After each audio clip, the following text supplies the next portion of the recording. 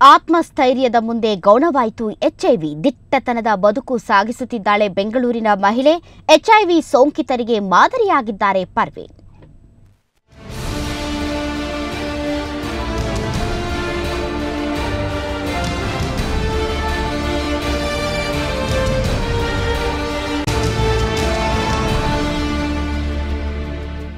December 1 ವಿಶ್ವ AIDS ದಿನ.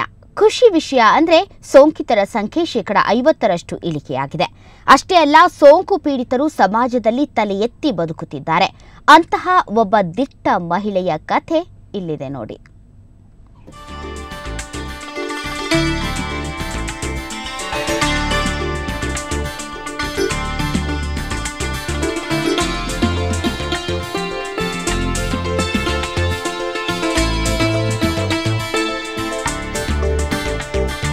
ಆತ್ಮವಿಶ್ವಾಸದಿಂದ ಕೆಲಸ ಮಾಡ್ತಿರೋ ಈಕೆ ಪರ್ವೀನ್. ಪರ್ವೀನ್ಗೆ ಎಚ್ಐವಿ ಸೋಂಕು ಅಂಟಿಕೊಂಡು 7 ವರ್ಷಗಳೇ ಕಳೆದಿವೆ. ಆದರೆ ಈ ಸೋಂಕು ಈಕೆಯ ಜೀವನಕ್ಕೆ ಮಾರಕವಾಗಿಲ್ಲ.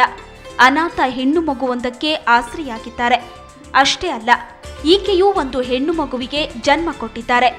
2 ಮಕ್ಕಳನ್ನ ಮುದ್ದಿನಿಂದ ಸಾಕಿ ಸಲಹುತ್ತಿದ್ದಾರೆ. ಅದೃಷ್ಟವಶಾತ್ ಮಗಳಿಗೆ ಸೋಂಕು ತಗಲಿಲ್ಲ. ದುರದೃಷ್ಟವಶಾತ್ ಗಂಡ ವಿಧಿವಶರಾಗಿದ್ದಾರೆ. ಮೂಲತಃ ದಾವಣಗೆರೆಯವರಾದ ಪರ್ವೀನ್ ಈಗ ಬೆಂಗಳೂರಿನಲ್ಲಿ ಕರ್ನಾಟಕ ಎಚ್ಐವಿ ಸೋಂಕಿತ ಸಂಘಟನೆಯ ಸಂಚಾಲಕಿ. ನೊಂದವರ ನೆರವಿಗಿರೋ ಸಂಗಮ್ ಸಂಸ್ಥೆಯಲ್ಲಿ ಈಕೆ ಸದಸ್ಯೆ. ನಾನು ಕೂಡ ಒಂದು ಧೈರ್ಯವಾಗಿ ಬದುಕಬಹುದು. ಇದು ಎಚ್ಐವಿ ಏಡ್ಸ್ ಅಲ್ಲ, ಎಚ್ಐವಿನೇ ಬೇರೆ ಏಡ್ಸೇ ಬೇರೆ ಅನ್ನೋದು ಆವಾಗ ನನಗೆ ಗೊತ್ತಾಯಿತು.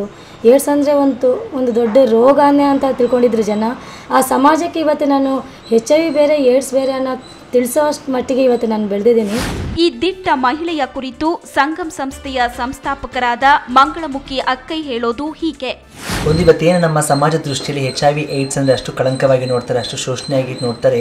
ಅದಕ್ಕೆ ಪರ್ವೀನ್ ಅವರು ತದ್ವಿರುದ್ಧವಾಗಿದ್ದಾರೆ ಅಂತ ನಾನು ಹೇಳೋದಕ್ಕೆ ಇಷ್ಟಪಡ್ತೀನಿ. ಕಾರಣ ಇಷ್ಟೇ, ಅವರೊಂದು HIV ಸೋಂಕಿತ ಮಹಿಳೆಯಾಗಿ ಇವತ್ತು ಇಷ್ಟೊಂದು ಸೊಸೈಟಿಯಲ್ಲಿ ಪಾಸಿಟಿವ್ ಒಂದು ಜೀವನ ನಡೆಸ್ತಾರೆ. ನಿಜಕ್ಕೂ HIV ಸೋಂಕಿತರಿಗೆ ಯಾರು ಮಕ್ಕಳಿದ್ದಾರೆ, ಯಾರು ಲೈಂಗಿಕ ಅಲ್ಪಸಂಖ್ಯಾತ ಇದ್ದಾರೆ, ಯಾರು ಲೈಂಗಿಕ ಕಾರ್ಮಿಕರಿದ್ದಾರೆ, ಇವತ್ತು ಪರ್ವೀನ್ ಒಂದು ಮಾದರಿ ಆಗಿದ್ದಾರೆ ಅದನ್ನು ನಾನು ಹೇಳೋದಕ್ಕೆ ಇಷ್ಟಪಡ್ತೀನಿ.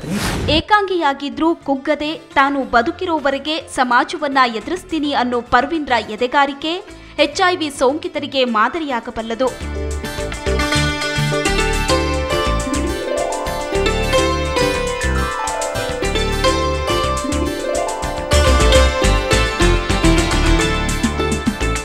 ಆತ್ಮವಿಶ್ವಾಸ ಹೊಂದಿದ್ರೆ ಏನೇ ಕಷ್ಟ ಬಂದರೂ ಈಸಿ ಜಯಿಸಬಹುದು.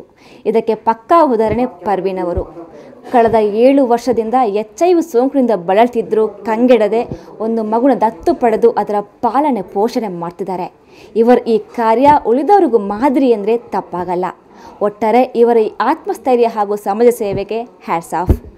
ಕ್ಯಾಮ್ರಾಮನ್ ಮಂಜು ಜೊತೆ ಶ್ರೇಯಾ ಶೆಟ್ಟಿ, ಸುವರ್ಣ ನ್ಯೂಸ್ 24/7 ಬೆಂಗಳೂರು.